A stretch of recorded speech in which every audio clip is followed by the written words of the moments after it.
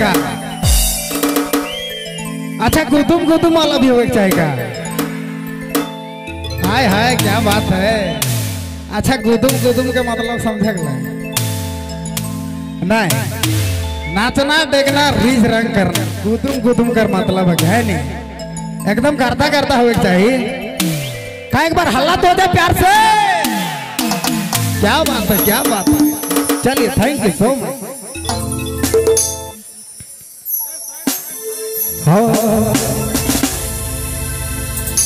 हर गुदुम गुदुम कहे छोड़ी गुदुम गुदुम, हर प्यार दे बतों के छोड़ी हर गुदुम गुदुम। एक बार हल्ला तो दे प्यार से।